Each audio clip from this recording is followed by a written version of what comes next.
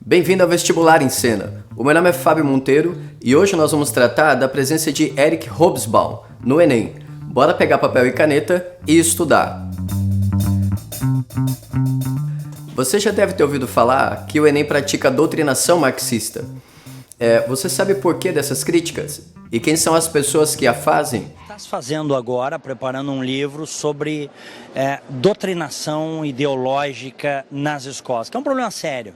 Eu fico imaginando assim, sexta, sétima, oitava, nona série do ensino fundamental. Imagina o tamanho do professor diante daquelas crianças indefesas. Né? Quem tem filho sabe, né? E aí o cara vem com um lado só da história, né? Agora, por sua vez, me parece raro encontrar nas redes sociais as pessoas que dizem que a Unesp pratica a doutrinação liberal. Quer melhorar um pouco mais o argumento? Faz o seguinte, você já ouviu falar de que a FUVEST pratica algum tipo de doutrinação? Pois é, vamos seguir adiante com esse raciocínio. Me parece que essa conversa sobre doutrinação marxista no Enem ficou mais evidente no ano de 2015, quando ele trouxe a famosa questão de Simone de Beauvoir. Isso não quer dizer que o Enem passou a ser marxista nesse momento, evidentemente. Mas, ao contrário, a minha experiência docente me diz que, na verdade, foram os hábitos e costumes dos estudantes que mudaram ao longo do tempo e permitiram que ele encarasse essa prova de uma maneira um pouco mais crítica. Ora, veja só, na última década, nós assistimos no Brasil ao crescimento da chamada classe média. E, além de grana, ela também injetou ânimo no mercado consumidor. Ela fez circular mais mercadorias, mais ideias, mais diversidade étnica, cultural, religiosa e também política. Bacana, né? Ou seja, enquanto o efeito maré fez subir as ondas de todos, tudo estava bem. Agora, deixa o governo entrar em crise. Quem é a primeira a gritar? A classe média. Desde 2010 nós vimos nesse país ser assolado por questões de ordem de costumes, como, por exemplo, questões vinculadas a políticas sobre aborto, questões vinculadas a casamentos homossexuais, questões vinculadas a cotas e coisas dessa natureza. Ou seja, uma mistura de um conservadorismo dos costumes, de um anti-intelectualismo ferrenho, né? E já que ela não quer perder os seus ganhos ou suas conquistas, quem a classe média ataca? O governo. E dentre os estudantes, qual é a maior vitrine do governo? O Enem. Bom, você já deve ter tirado as suas próprias conclusões. Se não, pergunte entre os seus colegas de sala, os seus camaradas estudantes, o que eles acham do conteúdo do Enem. Pois é, pessoas, estou aqui chateada com essa prova do Enem, além de ser difícil pra caralho, entendeu? Porque as provas de química foi desgraçada, eu não sei porra nenhuma. Me botaram numa favela do caralho, que eu tô arretada, estou gaguejando e tudo. Vou dar um pau em Dilma, entendeu, sua bruxa? Agora faz o seguinte, coloque em prática esse mesmo raciocínio, mas diante da prova da Unesp. Vai lá, pesquisa aqui mesmo em nosso canal. Procura saber um pouco do conteúdo da Unesp e depois a gente continua a nossa análise. E aí, pesquisou? Você encontrou algum autor marxista?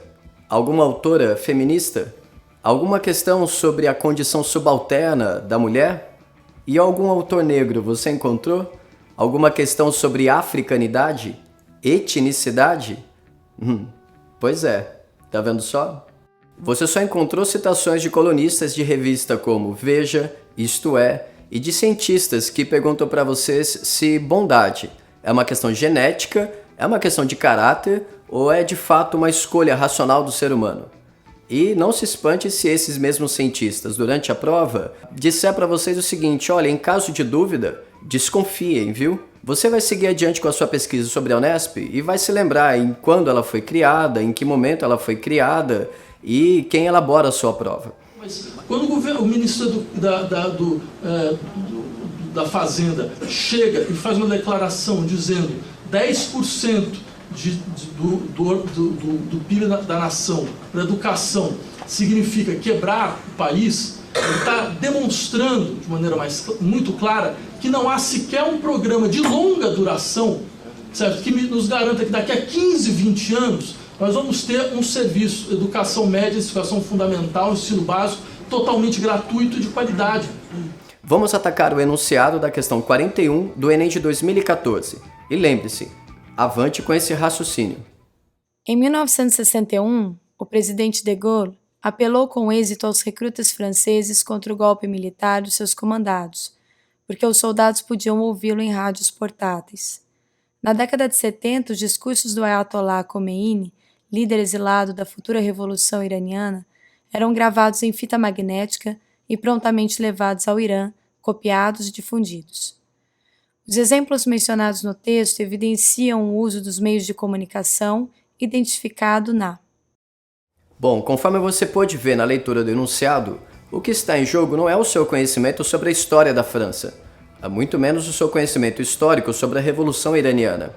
A coisa é um pouco mais sutil, e isso é a cara do Enem. Você tem que detectar como a difusão do rádio, isto é, as transformações nos meios de comunicação, nos hábitos e costumes, provocaram transformações políticas, sociais e econômicas. A isso você vai dar o nome de marxismo cultural. Isso é o Enem. Bom, para a gente encerrar, lembre-se que Hobsbawm foi um dos maiores nomes do marxismo inglês. Junto com Thompson e Raymond Williams, ele manteve a New Left Review, uma revista criada nos anos 50, destinada a estudar a cultura como modo de produção. E o que isso tem a ver com a nossa aula? Ora, lembre-se, hábitos e costumes são fabricações históricas, são determinações históricas e, portanto, eles têm impactos políticos, econômicos e sociais. Foi isso que nós vimos ao longo de nossa aula. Esperamos que vocês tenham conhecido um pouco mais sobre o Hobsbawm e a presença do marxismo no Enem. Como um bom estudante, o que cabe a vocês? Garantir a vaga. Seja numa prova de direita, seja numa prova de esquerda. Isto é, seja no vestibular de perfil liberal, de perfil conservador ou então de perfil marxista. E, portanto, continue nos acompanhando. Mande suas dúvidas, mantenha o contato. Um abraço e até a próxima.